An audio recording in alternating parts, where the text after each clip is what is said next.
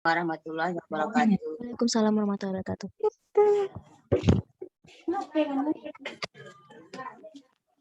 Oke, selamat pagi teman-teman semuanya. Selamat bergabung di dalam jaringan Zoom meeting ini. Selamat datang di webinar Motivasi Belajar Bahasa Asing dan Budaya.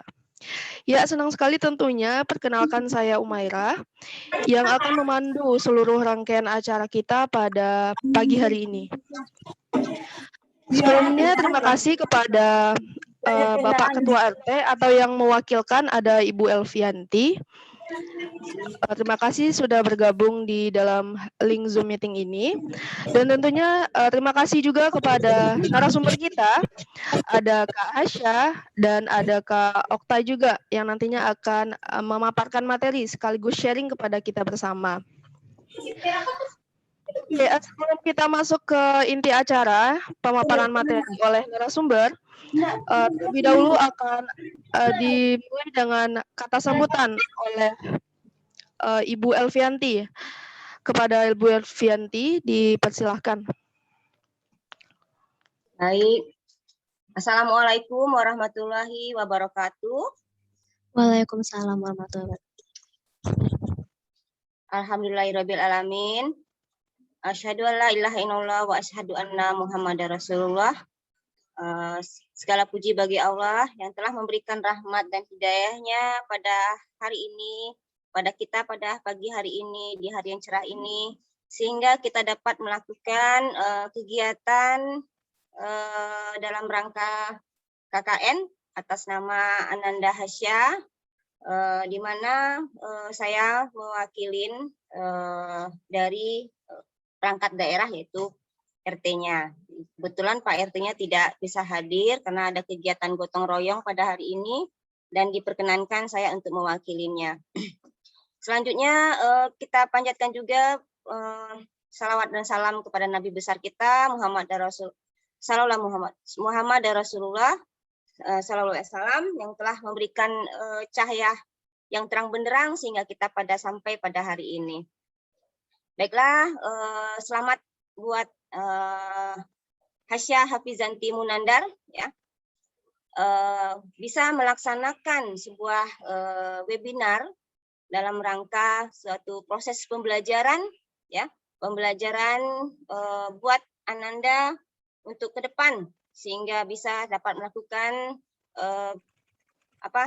melakukan kegiatannya selesai daripada kuliah nanti. Nah, ini bagian daripada rangkaian pembelajaran atau proses pembelajaran yaitu dalam rangka KKN ya, KKN TBM COVID-19 di Universitas Bung Hatta, jurusannya sastra Jepang. Ya. Nah, selamat kepada Ananda. Mungkin untuk saat sekarang kita sama-sama mengetahui bahwa webinar ini terpaksa kita lakukan karena dalam kondisi yang tidak memungkinkan untuk kita melakukan kegiatan offline. Karena sekarang dalam level berapa ya?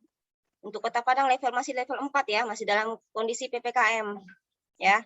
Dan inilah makanya dari universitas sendiri melakukan kegiatan ini secara offline dan online.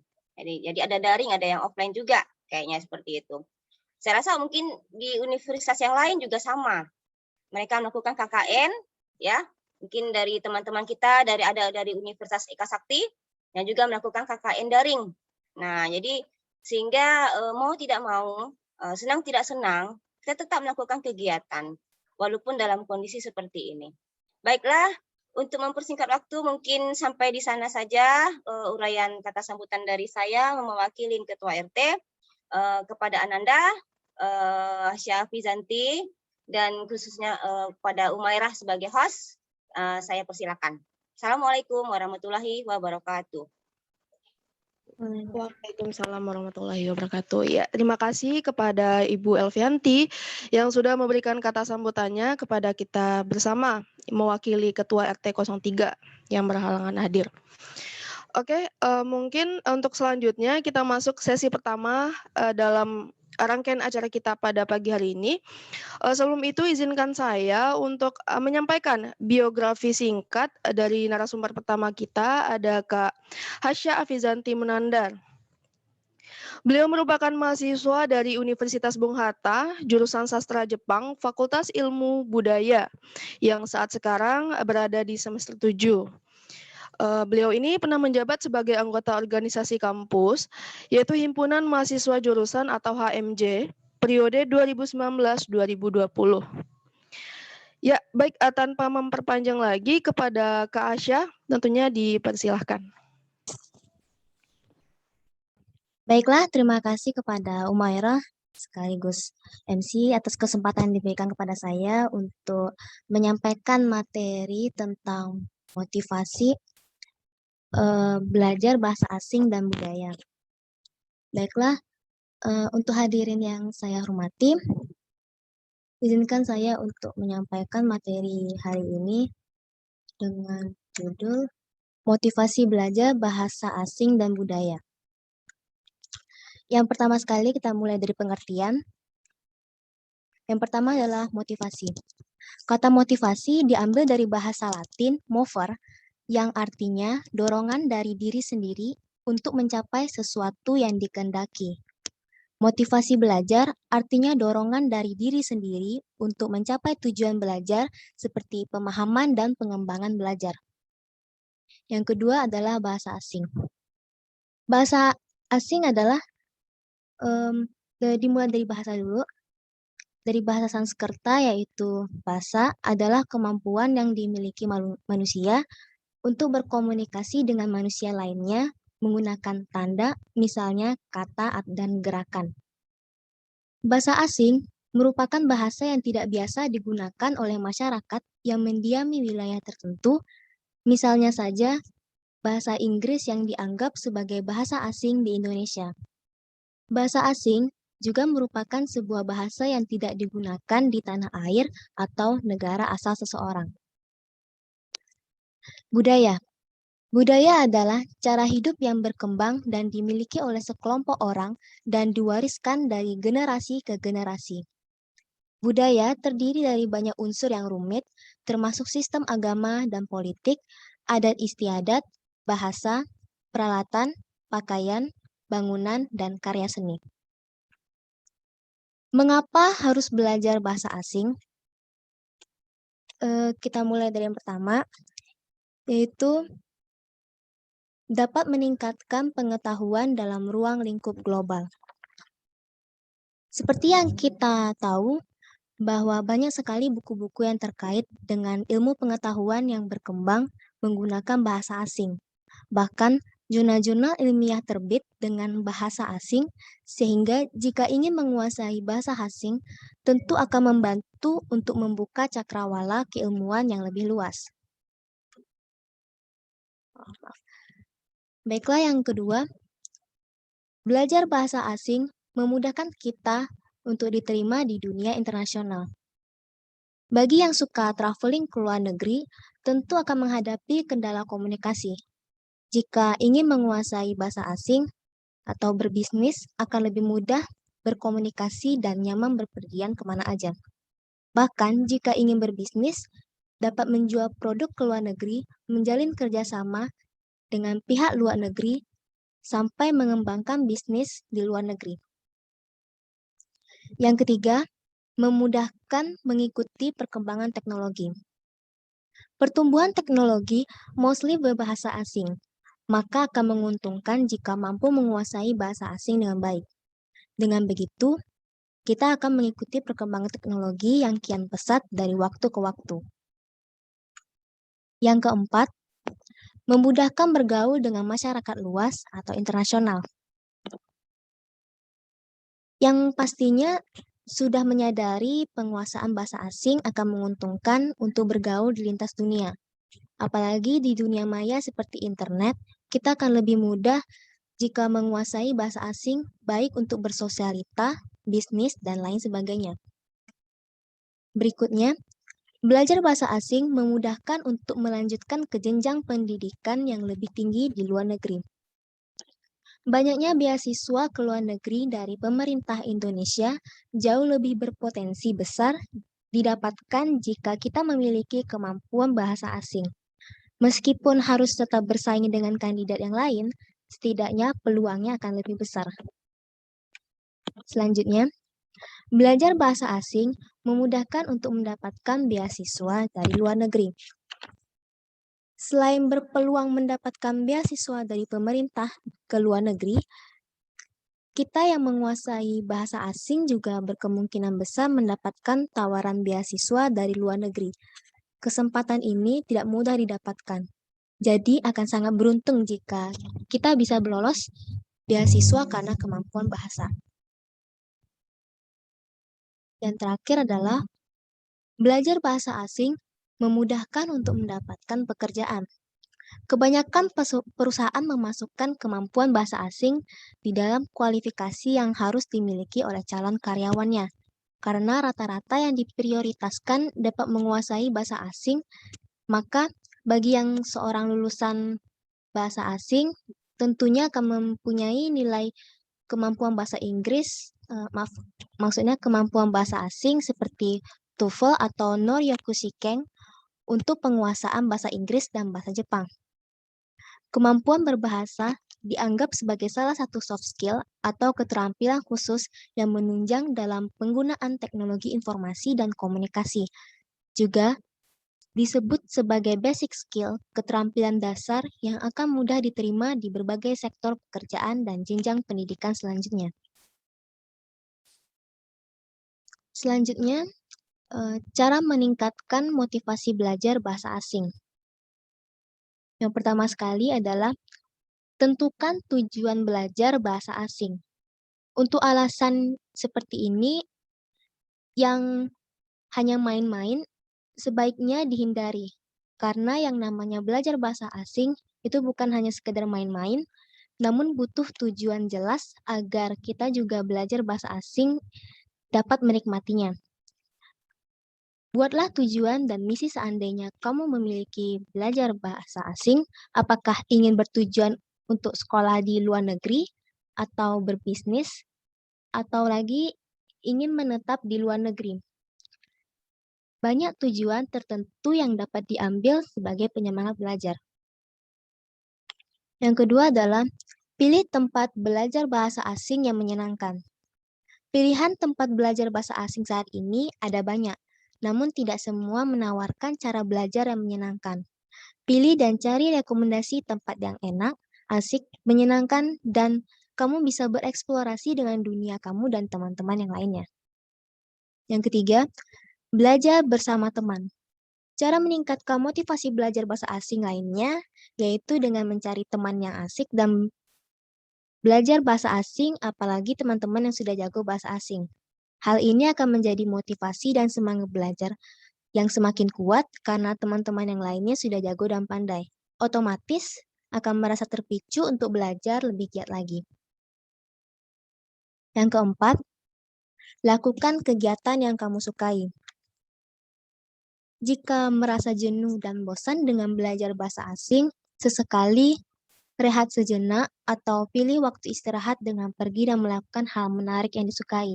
Misalnya saja seperti berlibur atau menonton film barat dan lain sebagainya. Selanjutnya, sering berlatih dan praktek.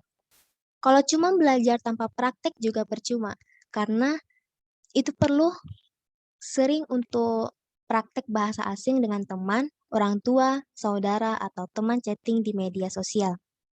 Hal ini akan meningkatkan daya bicara dan rasa percaya diri, sehingga tidak akan merasa bosan dalam belajar bahasa asing.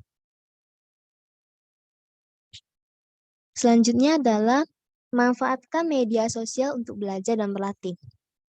Untuk melatih bahasa asing, tidak salah jika memilih media sosial sebagai wadah latihan. Banyak cara belajar bahasa asing mudah dan menyenangkan di internet. Bisa chatting, berteman dengan teman dari berbagai negara, bahkan bisa menyalurkan hobi dalam bahasa asing.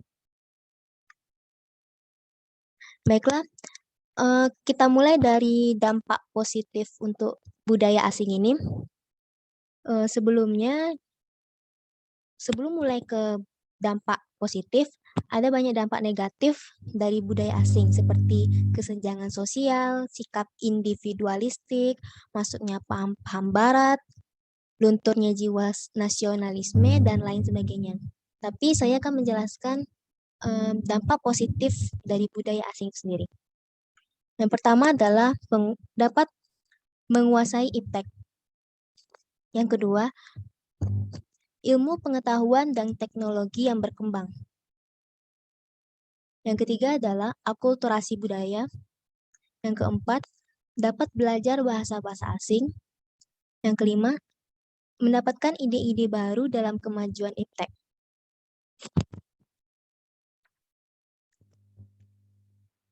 Mempertahankan budaya Indonesia.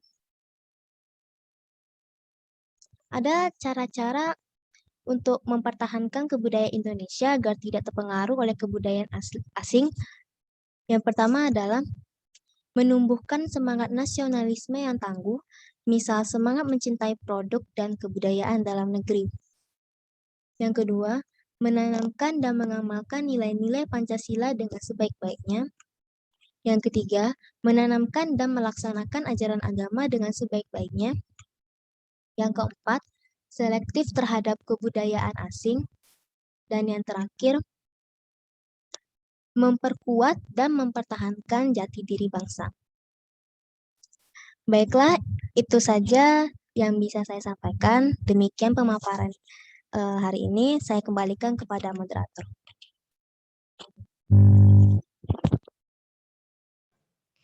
Oke, terima kasih kepada Kak Asya selaku narasumber pertama kita pada pagi hari ini. Jadi dalam belajar bahasa asing tentunya ya Kak ya, sangat berguna bagi kita semua, baik itu dalam dunia pendidikan atau dalam dunia pekerjaan, dan tentunya dalam pengetahuan itu sendiri. Oke, untuk selanjutnya kita buka sesi tanya jawab. Untuk teman-teman yang mempunyai pertanyaan, silakan untuk raise hand.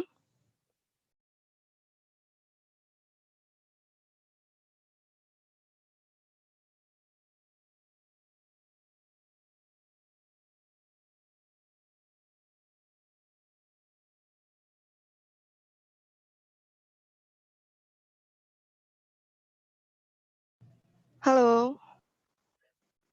Halo, mungkin dilanjutkan saja dulu dengan pemaparan yang kedua, nanti sekalian aja gimana? Oke, boleh. Iya. Oke, mungkin kita langsung masuk ke sesi 2. Untuk sesi 2 kita akan ada sharing dari narasumber kita, yaitu ada Kak Okta Nurmala Pratiwi Eshum. Sebelumnya izinkan saya untuk menyampaikan biografi singkat beliau, yaitu Kak Okta Nurmala Pratiwi Eshum merupakan alumni dari Universitas Bung Hatta, jurusan sastra Jepang. Beliau ini sekarang bekerja di PT Jellyfish Education Indonesia, tepatnya di Jakarta, sebagai guru bahasa Jepang dan guru bahasa Indonesia untuk orang Jepang.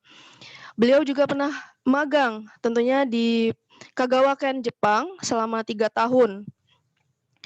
Oke, dari biografinya saja sudah terlihat ya kalau Kak Okta ini sangat kompeten di bidangnya, khususnya di bahasa Jepang. Oke, tanpa memperpanjang lagi, saya persilakan kepada Kak Okta Nurmala Pratiwi Eshum. Dipersilakan. Oke, Assalamualaikum warahmatullahi wabarakatuh. Waalaikumsalam warahmatullahi Waalaikumsalam. Selamat pagi semuanya. Pagi. Ini nggak ada suaranya, di mana nih? Iqbal Selamat pagi. Prisesio, Anissa Rahma, Dwi Novita, Kobi Ahmad, Irfan Nurhadi, Fajri Gunawan. Silakan nyalakan kameranya. Nyalakan Mohon berpartisipasi aktif ya. Sudah sarapan semuanya? Sudah beberapa. Sudah beberapa. Okay. Sudah pastinya.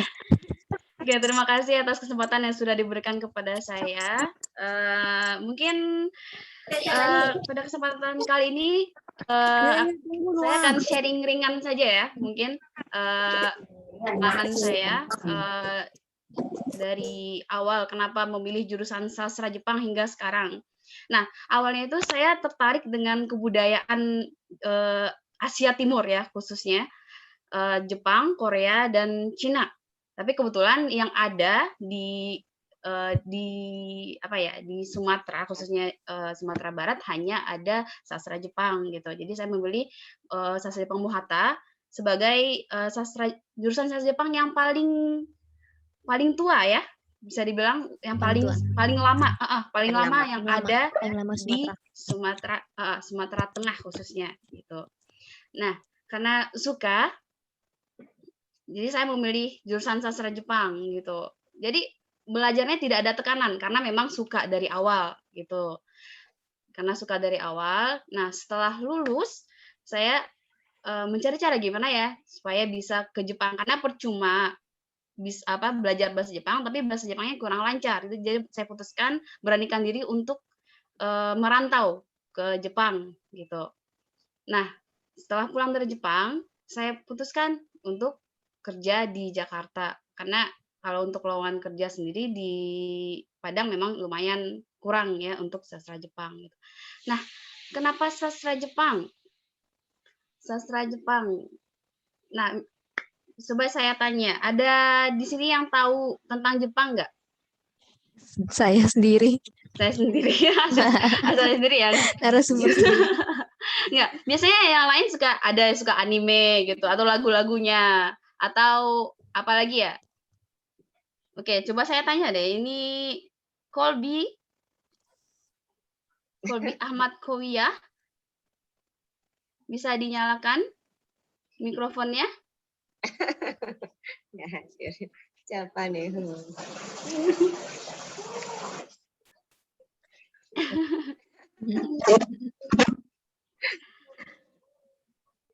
Oke. Masih off kamera, mikrofonnya masih off, coba dinyalakan. Masih sebentar. mute itu. Bisa ya. Masih mute itu. Masih di mute itu, coba di Iya, masih unmute di-mute. dulu. Ya, kalau Obi sama Doraemon. Nonton Doraemon ya. Ya siapapun pasti tahu, karena dari dulu sebenarnya budaya Jepang tuh sudah masuk ke Indonesia secara tidak sadar ya, dari animenya gitu ya, dari Doraemon. Iya. Doraemon. Iya, paling tidak kita Indonesia paling tidak pasti mengenal negara Jepang itu sendiri gitu ya. Nah, di Jepang itu lumayan bukan lumayan lagi, sangat disiplin apalagi dengan waktu gitu. Dengan waktu, kalau dibilang hidup di Jepang itu enak, ya enak karena mereka hidupnya tertata dengan baik gitu. Nah, tertata dengan baik, tetapi di sisi lain itu ada tekanan sendiri karena dituntut harus sesuai dengan tatanan tersebut gitu. Oke, apalagi ya? Motivasi belajar bahasa asing dan budaya. Ya, selain bisa bekerja dalam lingkup Jepangan, itu seperti yang Hasya tadi bilang, itu membuka pengetahuan kita. Jadi orang yang belajar bahasa asing biasanya pengetahuannya lebih banyak dibanding orang yang tidak belajar bahasa asing. Kenapa? Karena referensinya lebih banyak. Tidak hanya Jepang saja, contohnya bahasa Inggris juga, atau bahasa lainnya, bahasa Jerman atau dan lain-lain. Jadi bisa membaca buku lebih banyak daripada dibandingkan dengan orang yang hanya menguasai satu bahasa gitu. Iya. Oke. Saya bekerja sekarang, mungkin boleh share ya? Share sedikit. Di perusahaan yang namanya PT Jellyfish Education Indonesia ini merupakan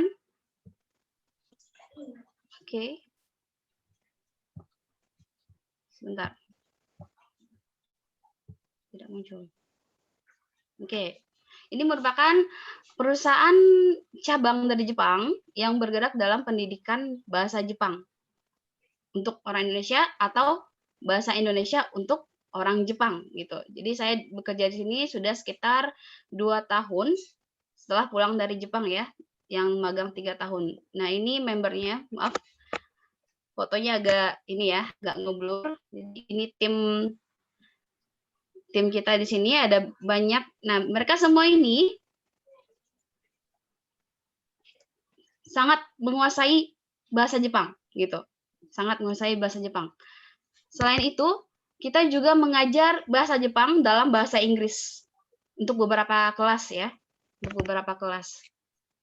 Nah, di sini kita bisa bertemu dengan banyak orang. Jadi sesuai dengan pemaparan tadi juga relasi kita juga bertambah gitu. Tidak hanya orang Indonesia, tapi juga orang asing. Jadi bisa nambah-nambah teman tuh. Nambah-nambah teman kan, bisa berteman dengan orang asing. Bos di perusahaan saya ini juga adalah orang Jepang. Oke. Nah, ini dia. Ini orang Jepang. Nah, kepala sekolahnya juga orang Jepang. Gitu. Nah, sedikit untuk motivasi, ini bukan pamer ya, ini motivasi saja. Saya perlihatkan beberapa, iya, saya perlihatkan beberapa foto saya selama di Jepang. Mudah-mudahan termotivasi ya. Mudah-mudahan termotivasi. Ya, ini beberapa fotonya. Ini foto di depan stasiun Tokyo, depan stasiun Tokyo yang ada di Jepang. Nah, ini di depan Tokyo Disneyland. Wahana bermain di Jepang sangat banyak ya. Kemudian ini ketika musim gugur di Jepang. Biasanya kalau musim gugur tuh semuanya sering ke taman-taman.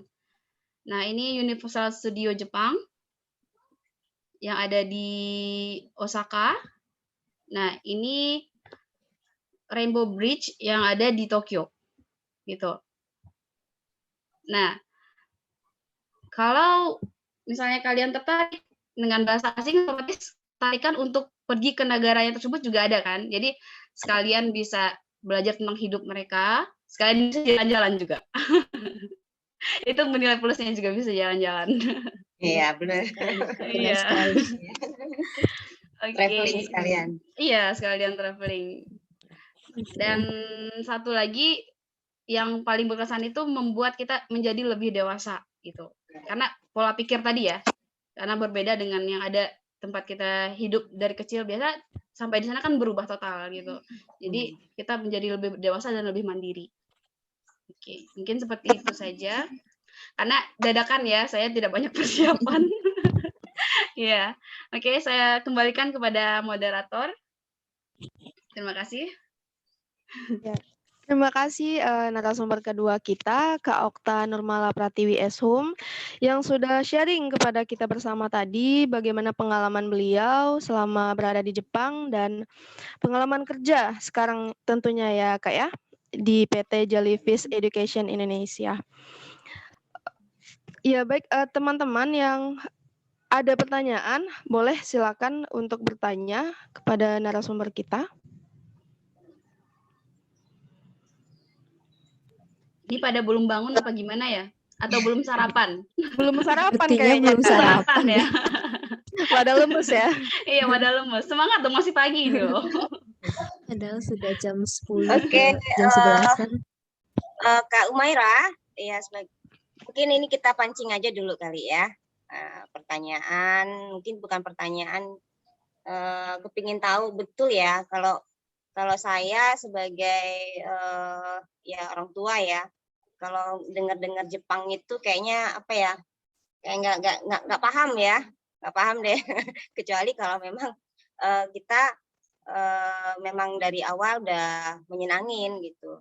Kalau kita buat orang tua gitu kan, taunya Jepang itu penjajah gitu ya, penjajah. Sebelnya karena dia menjajah Indonesia kali ya. Nah, pernah juga saya itu mendapatkan proyek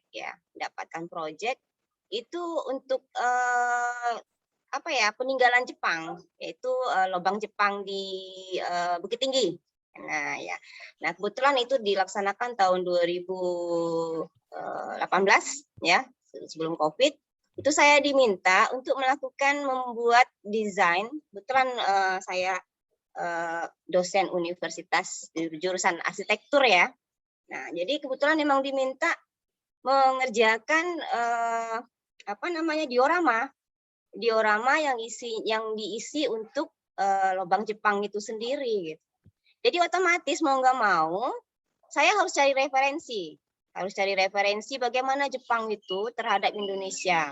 Nah, sedikit banyaknya ya mau nggak mau jadi kita belajar dengan adanya project itu sendiri gitu kan. Nah, itu mungkin kalau kita tidak setidaknya mungkin dari dulu kenapa saya tidak belajar bahasa Jepang sehingga lebih mengetahui gitu ya. Tapi mungkin zaman-zaman kita kuliah dulu memang nggak ada gitu ya. Mungkin karena ya zaman-zaman apa ya, zaman dulu-dulu ya dan impact-nya masih sangat kecil gitu. Nah, mungkin kesempatan buat adik-adik yang masih muda-muda ya, mahasiswa, pelajar, mungkin dari sekarang mungkin perlu diminatin lah. Tidak hanya Jepang saja, mungkin bahasa Inggris, Jerman gitu ya. Karena dari pengalaman saya sendiri itu teman ya, dia jurusan arsitek, tapi dia pinter sekali bahasa Jerman lagi ya. Nah, Jerman kebetulan dia magang juga di Jerman gitu loh. Nah, ini dari karirnya dia sangat melejit gitu loh. Istilahnya mungkin kalah dengan saya gitu loh. Saya tidak menguasai satu bahasa asing pun mungkin ya bahasa Minangkabau mungkin yang paham. Itu bahasa daerah namanya, Bukan bahasa ini ya. Nah, bukan bahasa asing lagi. beliau memang luar biasa melejitnya, istilahnya memang cara dia penyampaian dia terhadap audien atau apa memang melebihi dari saya. Jadi otomatis ya. Jadi pengetahuannya.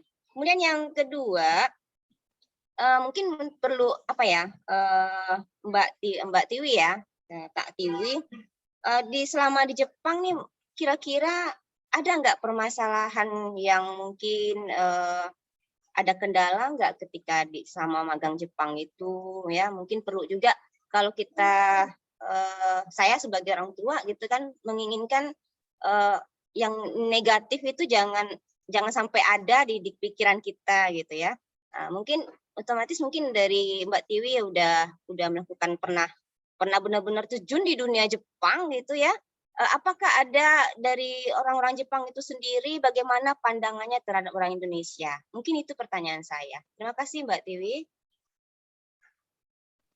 Ya baik, saya coba jawab. Yang pertama, masalah penjajahan ya.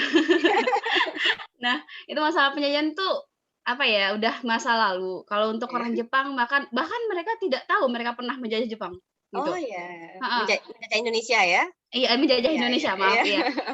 Jadi bahkan generasi sekarang tuh tidak tahu nenek moyang mereka pernah menjajah Indonesia. Mereka cuma mempelajari beberapa hal yang terkait dengan ada kerusakan, misalnya bom. Kalau Korea mereka mempelajari gitu. Kalau Indonesia kan tidak ada apa ya, kerusakan gitu kan, maksudnya tidak separah itu gitu kan. Nah, jadi tidak perlu khawatir, tidak ada dendam ya. Tidak ada dendam masa lalu gitu ya, karena orang sudah open minded tuh Pak, jadi tidak move ya. Dan kita pun tergantung orang ya, bisa apa ya, jangan mentang-mentang kita ke Jepang, kan Jepang bisa dibilang lebih unggul dibanding Indonesia ya. Ya betul. Kita yang namanya karena jangan mentang-mentang kita suka Jepang kita banding-bandingkan dan kita mengagung-agungkan Jepang gitu. Itu tidak baik gitu. Walaupun kita belajar ke Jepang, kita yang baiknya, yang positifnya gitu. Nah, masalah apa ya, pandangan orang Jepang terhadap orang Indonesia sebenarnya sama saja ya, melihat orang asing gitu kan masuk ke negara mereka. Misalnya dari jilbab misalnya, mereka cuman apa ya, terkejut melihat karena tidak biasa gitu. Itu biasanya kita alami kalau kita ke daerah-daerah pedesaan. Tapi kalau di kotanya mereka sudah biasa gitu. Cuman kehidupan karena apa ya, Muslim di situ minoritas, itu kendalanya di situ. Muslim di situ minoritas, jadi kita harus apa ya, harus hati-hati. Contohnya di makanan. Kalau makan di luar itu kita tidak bisa sembarangan gitu. Apalagi kalau yang benar-benar menjaga makanannya gitu. Karena ada beberapa orang, ada yang makan asal tidak makan babi, yang pertama. Yang kedua ada yang benar-benar melindungi kehalalannya. Misalnya ini dari potongnya dari mana gitu, benar-benar mencari ya. Kalau orang yang strict gitu, yang disiplin gitu, biasanya agak susah gitu untuk makan. Biasanya mereka membawa bekal sendiri kalau kemana-mana gitu. Tapi kalau untuk kehidupan misalnya lingkungan terpelajar itu aman-aman saja. Contohnya ada beberapa mahasiswa Universitas Muhatta kan yang Ada. pertukaran pelajar gitu, mereka Sudah itu di situ diservis kan di Sonoda Women University kan. ada. Di situ mereka dilindungi gitu. Misalnya dilindungi misalnya makanannya apa mereka jaga, harus pakai kerudung mereka memperbolehkan gitu. Cuman tinggal belajar dengan baik gitu. Tapi beda halnya kalau dunia pekerjaan. Nah, dunia pekerjaan ini biasanya setelah pulang bekerja, mereka itu biasanya hobi ini ya, minum-minum gitu kan. Itu tidak ada di negara kita. Nah, mau tidak mau kan kita harus pandai-pandai gitu, memilah-milah pergaulan di situ. Memilah-milah pergaulan. Kalau kita ikut-ikutan, otomatis kita akan duduk dengan bersama mereka. Tapi kalau kita menolak, mereka bisa menghormati kita, menghormati keputusan kita gitu. Yang penting kalau ke sana itu apa ya? Istilahnya gimana ya? Pokoknya kita harus tegas, punya pendirian gitu. Kalau enggak ya enggak. Jangan enggak tiba-tiba iya, karena orang Jepang tidak suka orang seperti itu. Karena ada beberapa pengalaman juga yang tiba-tiba iya, tiba-tiba enggak, dan orang Jepang tidak menghormati orang seperti itu gitu. Oke, mungkin sekian dari saya. Terima kasih. Mudah-mudahan jawabannya memuaskan ya, atau belum? Oke, terima kasih Mbak Tiwi, sangat memotivasi ya, motivasi buat generasi muda saat sekarang ya. Semoga nanti ada yang ngikut nih, mungkin ngikut ya, sama yang lainnya sendiri ya. Jadi artinya buat jurusan-jurusan lain itu tidak menutup kemungkinan ya, tidak menutup kemungkinan kita bekerja mungkin sesuai dengan jurusan kita, tidak menutup kemungkinan seperti itu sebetulnya kalau kita memang menguasai bahasa asing gitu selain bahasa Indonesia. Seperti itu ya kayaknya ya, Mbak Tiwi ya. Iya, sangat membantu, terutama pada mahasiswa-mahasiswa yang mempunyai jurusan lain. Kalau punya skill bahasa itu biasanya bisa cepat upgrade diri gitu. Seperti yang tadi Bu Elvi sampaikan ya. Iya. Lebih cepat upgrade diri.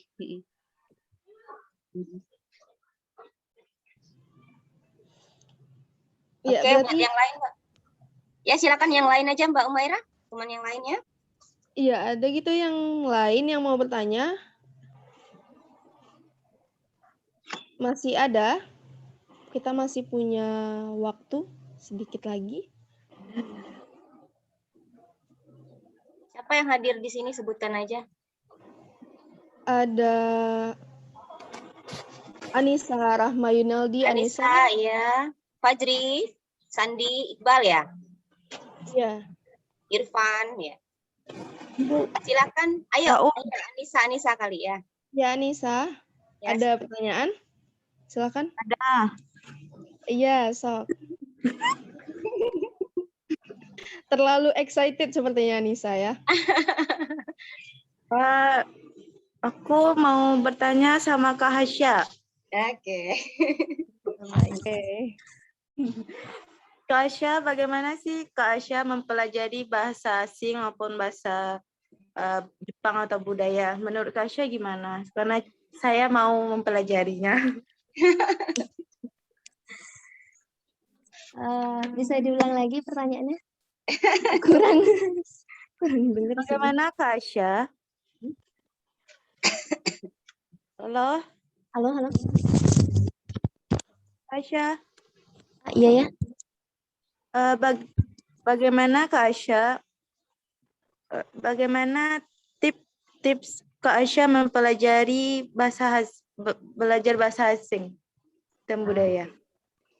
Oke. Sebenarnya sih banyak yang mau dibahas ya, tapi kalau untuk singkatnya seperti ini.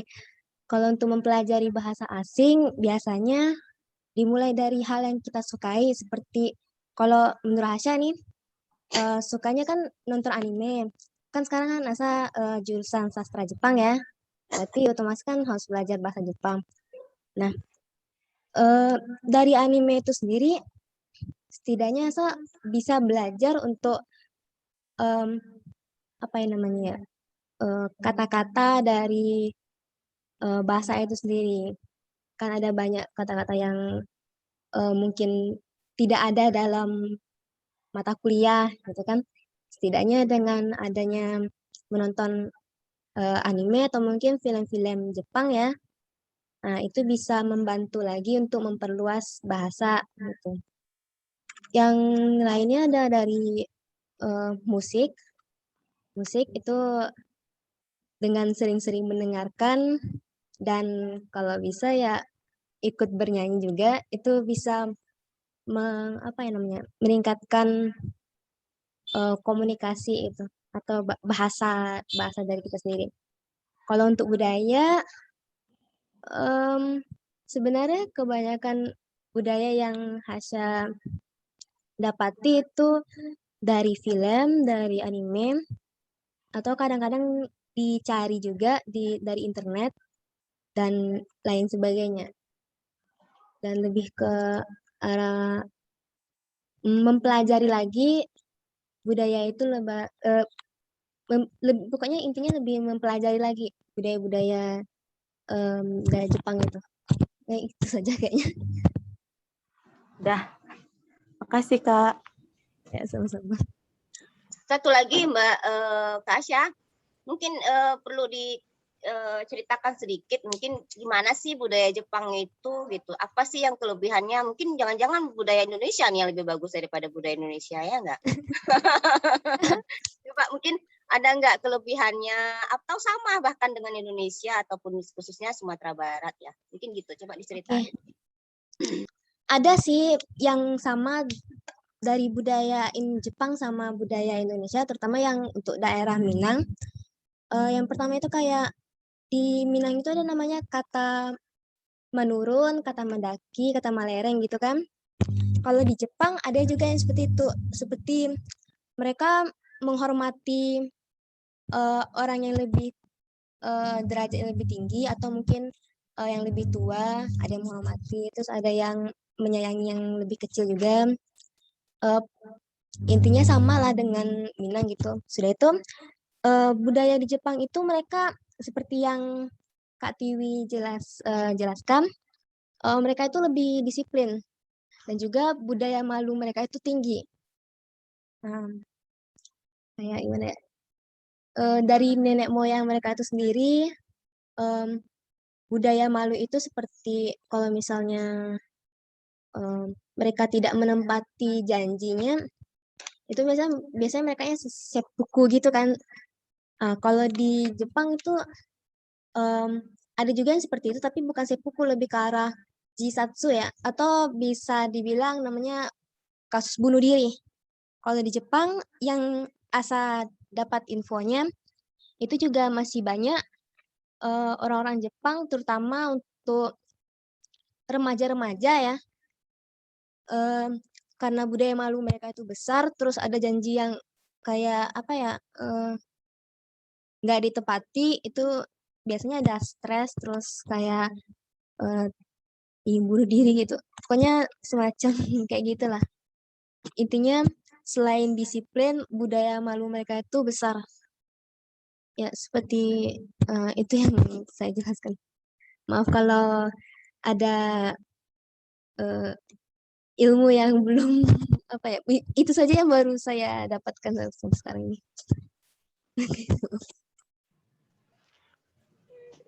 Iya, berarti di Jepang itu yang tadi saya simak budaya malunya sangat tinggi ya, Kak ya? Iya, benar. Iya, selain dia negara maju, jadi orang-orangnya di sana juga sangat disiplin tentunya. Benar sekali. Oke, mengingat waktu, apakah masih ada yang ingin bertanya?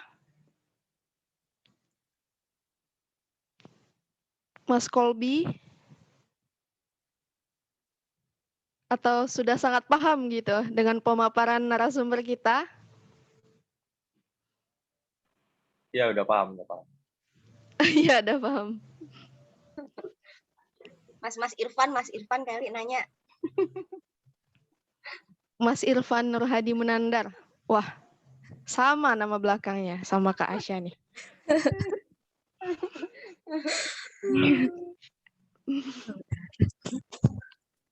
Irfannya malu-malu ya.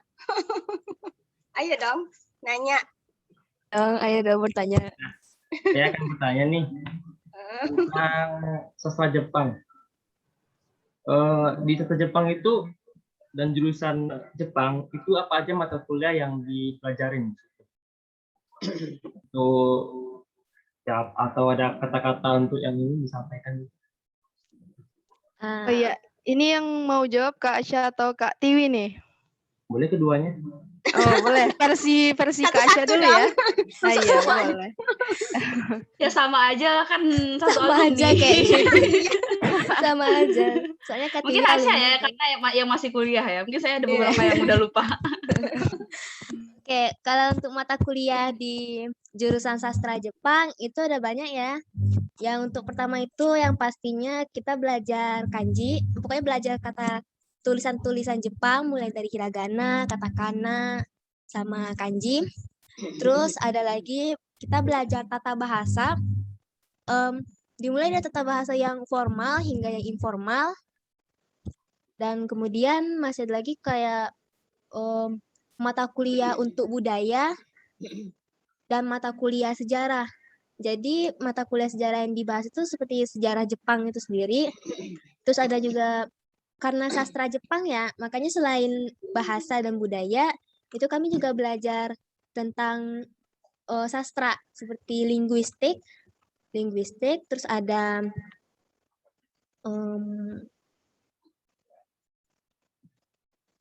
pokoknya semacam kayak pokoknya intinya linguistik, terus ada sastra gitu, belajar tentang cara apa ya namanya menulis. Oh ya, Linguistik, cara sastra, menulis. dan budaya ya. Itu linguistik, sastra dan budaya. Linguistik. Oke, itu saja yang bisa saya sampaikan gitu. Oke, cukup jelas ya Mas Irfan. Jelas? Oke. Mungkin mengingat waktu ya, yang sudah pukul 11, sudah kita batasi saja pertanyaannya. Sudah ada 3 pertanyaan dari tadi. Oke, mungkin terima kasih saya ucapkan kepada narasumber kita, ada Kak Asya, ada Kak Tiwi, yang sudah menyampaikan materi dan juga udah sharing kepada kita semua. Semoga dengan ini bisa memotivasi kita untuk belajar bahasa asing dan meningkatkan skill dalam bahasa asing tentunya. Oke, saya sendiri sebagai moderator mohon maaf apabila masih banyak kesalahan atau keliru dalam penyampaian nama atau penyampaian apapun selama webinar tadi. Saya akhiri dengan Assalamualaikum warahmatullahi wabarakatuh. Mbak Umairah, halo, sebentar mungkin perlu ada sesi foto bersama. Iya, kan? Iya, foto betul, bersama sesi ya. foto Iya, bersama. Oh iya boleh. Oke, Oh iya, di- kepada partisipan di boleh galerinya. on cam kameranya. Oh ya, satu lagi untuk tambahan dari on-cam saya, yang kamera. tertarik belajar bahasa Jepang boleh ke Jellyfish Education Indonesia ya. Wah, Oh, boleh. boleh. Itu. Oke, open kamera, yang lainnya Iqbal, Sandi. Iqbal, Sandi.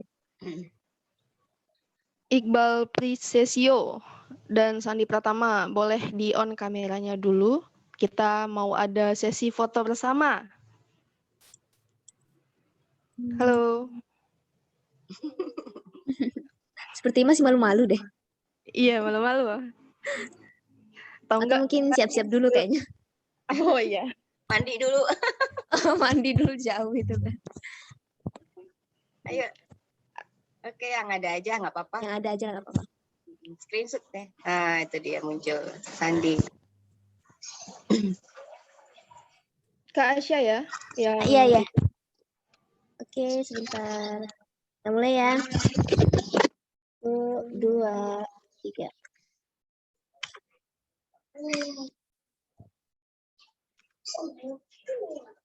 Oke, sudah. Oke. Kok Sudah, fotonya nggak terasa ya? Sudah. Sudah.